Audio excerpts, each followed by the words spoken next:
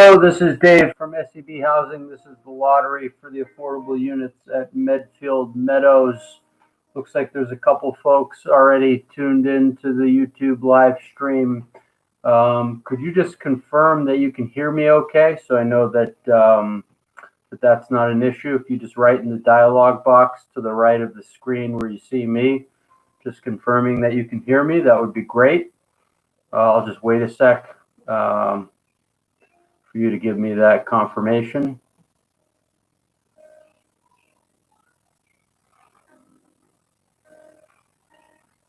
So again, for the three folks who are tuned in on YouTube live stream, could you just confirm that you can hear me without any problem? You can just write, yeah, we can hear you in the dialog box to the right of the screen where you see me.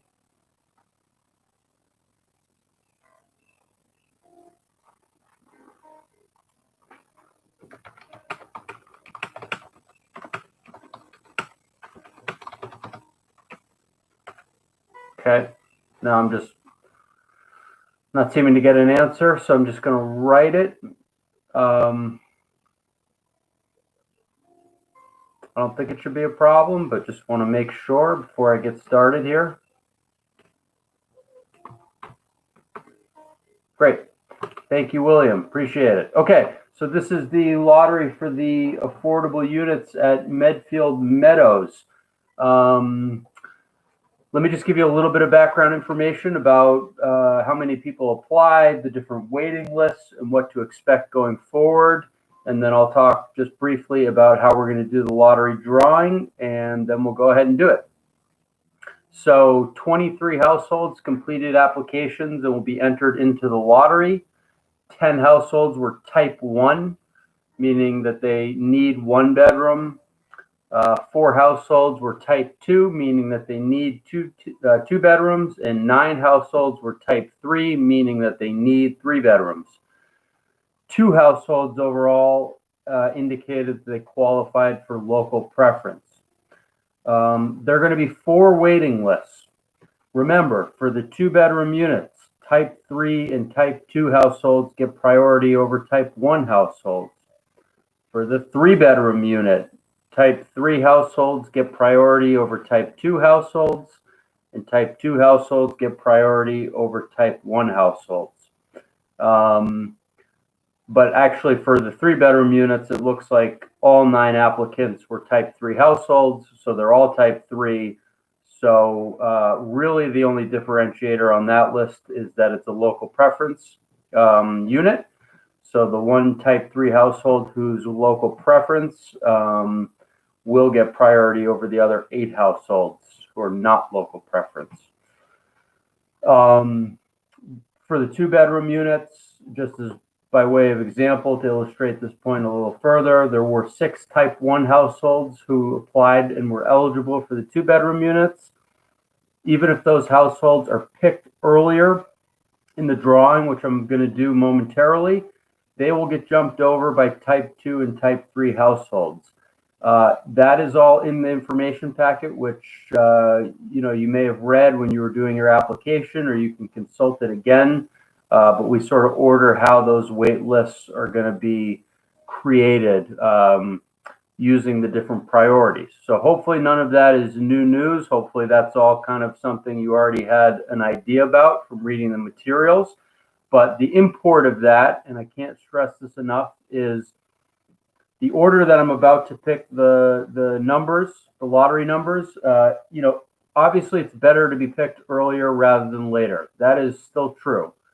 But, if you're a type 1 household who applied for a 2-bedroom unit and you get picked first in the, one of the lottery drawings, that doesn't mean you're going to get to be the top spot on that waiting list, because you're going to get jumped over by all type 2 and type 3 households who get they get picked behind you, but they get a priority for those units. So they will get to, jump ahead. I guess what that also means is when I do the drawing, you don't know exactly what that means, in part because you don't know, of the households who are picked ahead of you, you won't know, what unit types they've even applied for, or what household type they are, or if they have local preference, etc. But the good news is, within a couple hours, I will sort the results. I will send you the waiting lists with your lottery application numbers on them. Those waiting lists will be ordered from top to bottom in the order of preference. That's the order that you're going to be able to move forward to the next step, step 2 in this process. Which reminds me, let me just stop right here. Are any of the households tuned in? Does anyone not know their lottery application number? Is there anyone who does not know their lottery application number?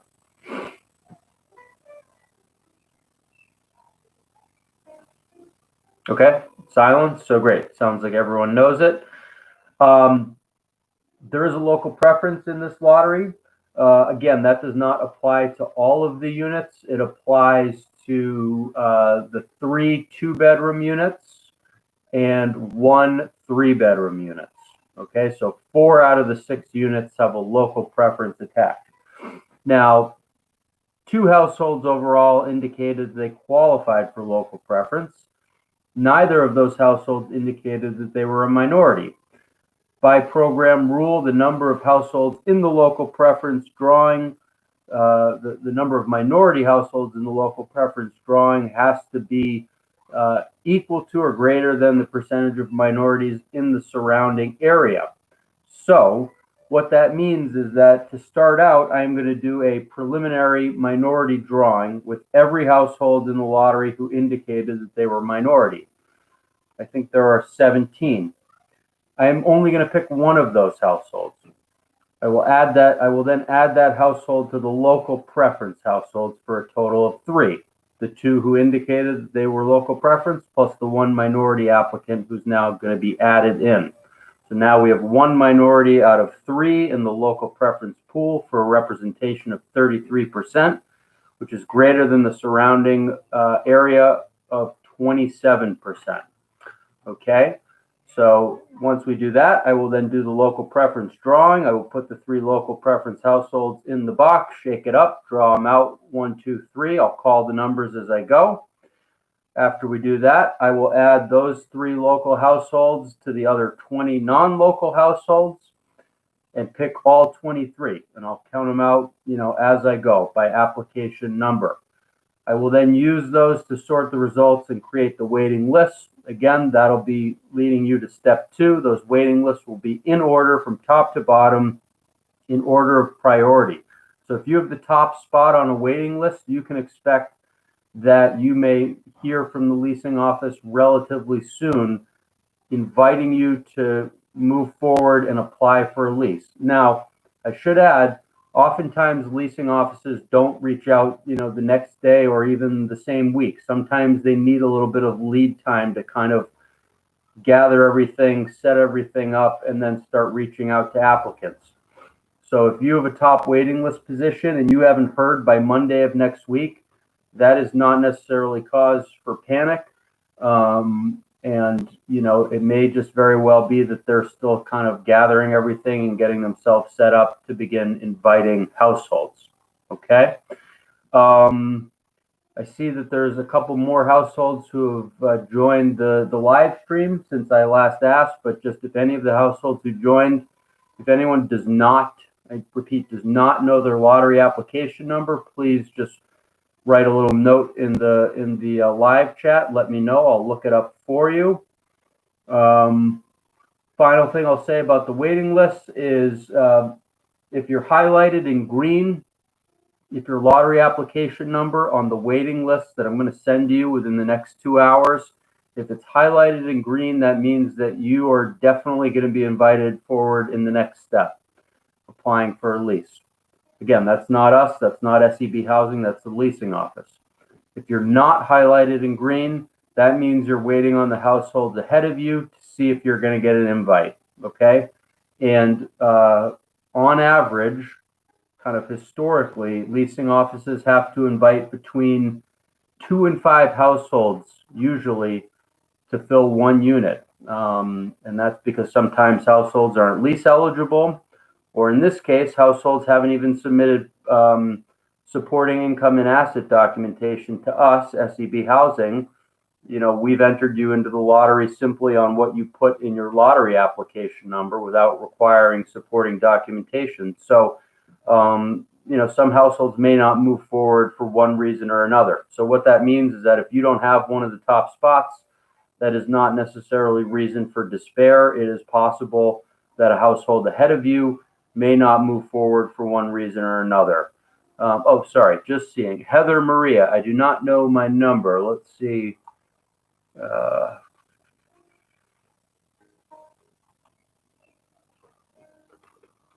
Just looking it up here. Heather Maria, A.018. A.018. Where was I? So the point is, if you're not one of the very top households, that's not necessarily reason for despair. Stay ready. The other advantage of being in the lottery is if you don't get to move forward right away now in applying for a unit or renting a unit, I should say, you still get to keep your waiting list position for future purposes, right? So let's just say hypothetically you're number 2 on one of the waiting lists.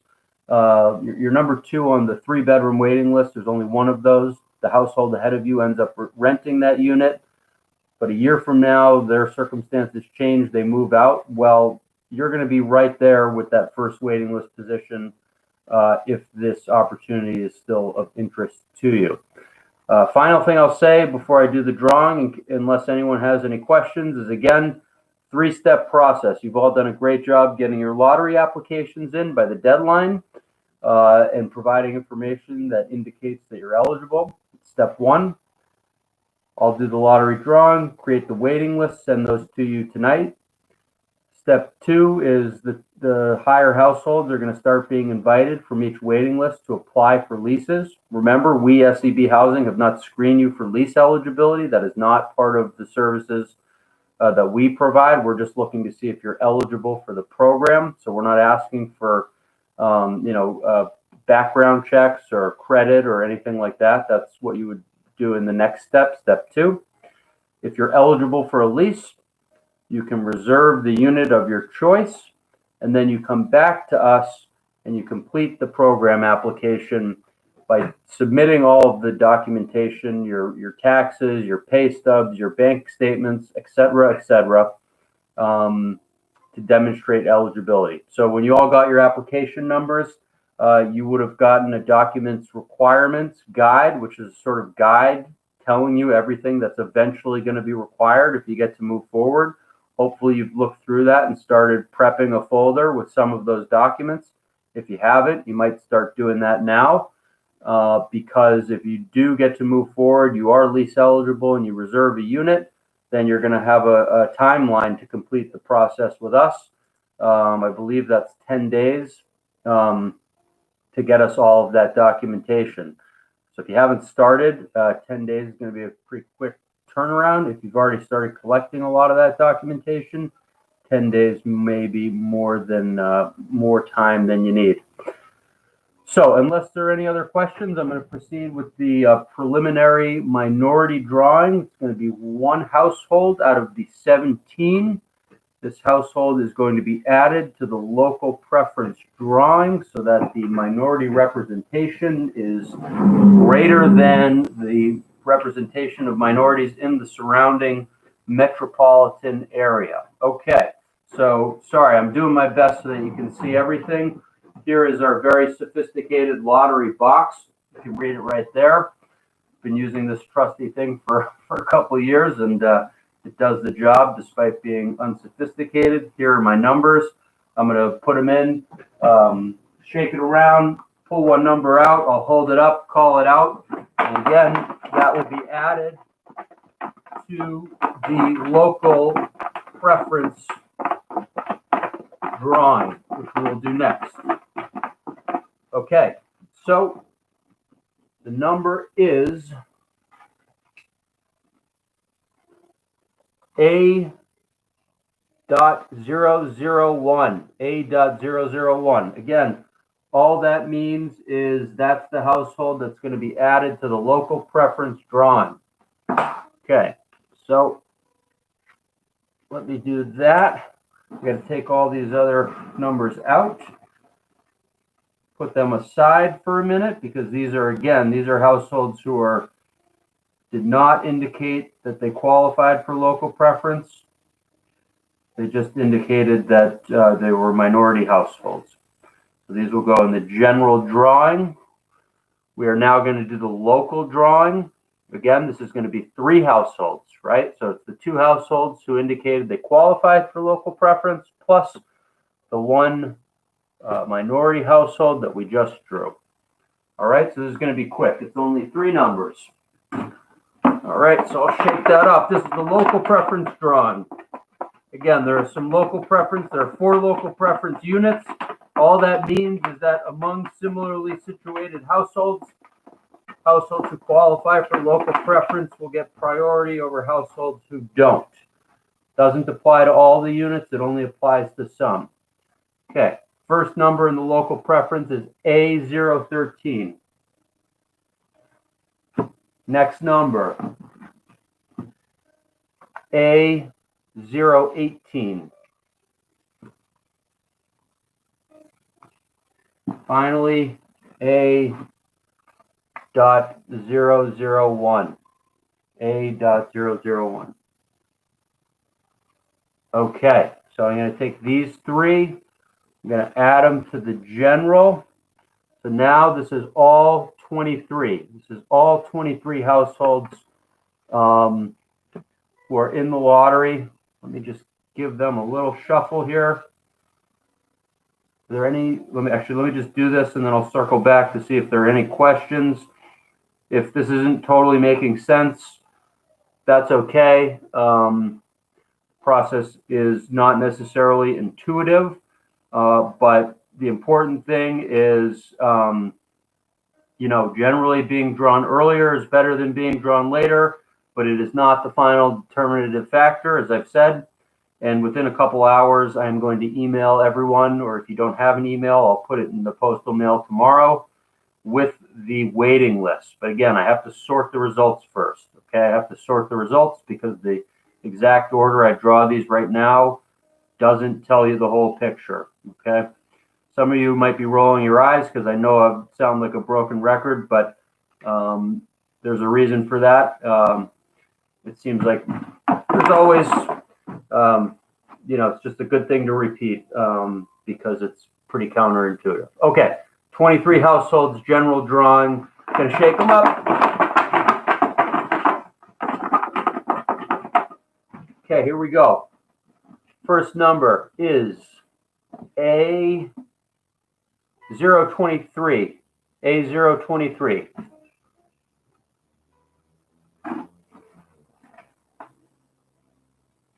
A008.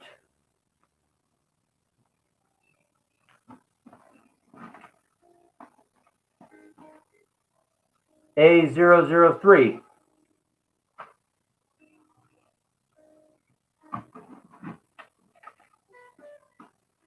A010.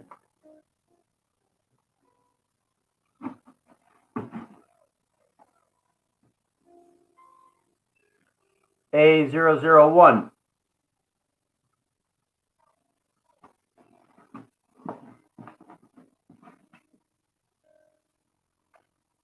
A014.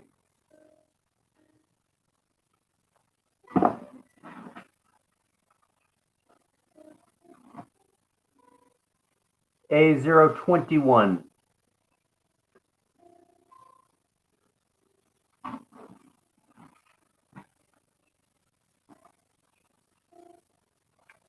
A006.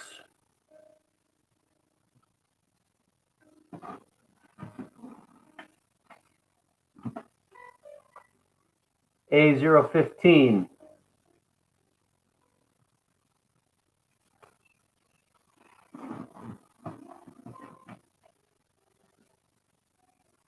A011.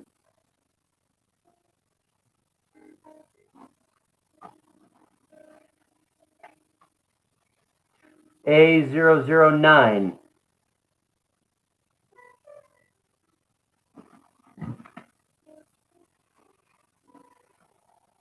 A022.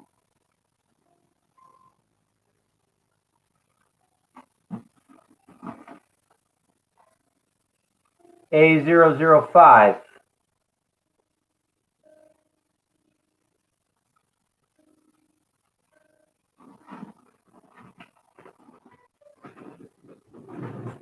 A012.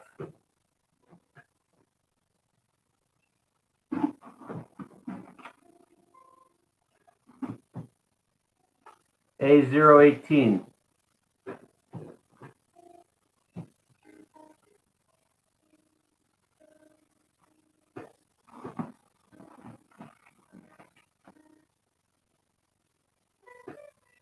A020.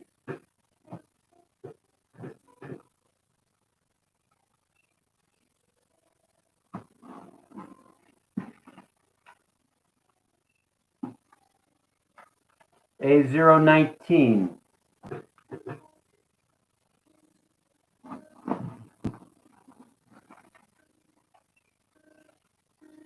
A013.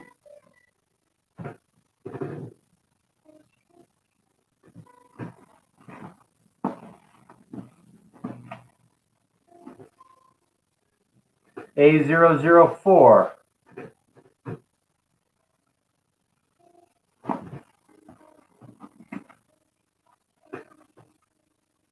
A017.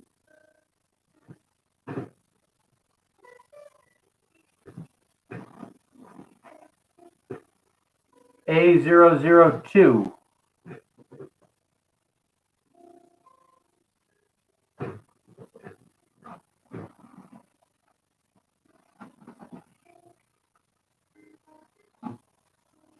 A007.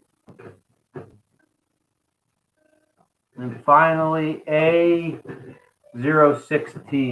A016. Okay. So that's it. Was there anyone who didn't catch where their number was drawn? Does anyone have a question? Again, I'm going to sort the results. I will order the waiting list. Those will be in order, top to bottom of priority that households are going to get to move forward. We have just completed step 1 of this process. Step 2 is for the households to move forward in applying for a lease with the leasing office. Again, that's not SEB housing. I will provide you their contact information in the materials that I send to you this evening, and I will also give your contact information to them so that you can be in touch with one another about moving forward in step 2. Again, they may not be ready right away. It may take them a couple days, a week, possibly even 2 weeks to kind of get everything ready where they can start bringing households in. Obviously, things are a little bit more complicated now with lease screening and stuff, given COVID. You can't necessarily just go to a property and tour like you used to be able to, but I do know properties are getting good about, virtual tours and sending floor plans and photos and things of that nature. So, and then for households who are able to reserve units, the next step, the final step after that, is to complete your program application with SEB Housing by submitting all the income and asset documentation that was not required in the lottery. So if there aren't any other questions, thanks for tuning in. I will send the results, the waiting lists, within the next couple of hours to your emails. And I wish you the best of luck going forward. And thanks for joining. I'll hang out for just a sec to see if anyone poses a question, but otherwise I will end this, and thank you again.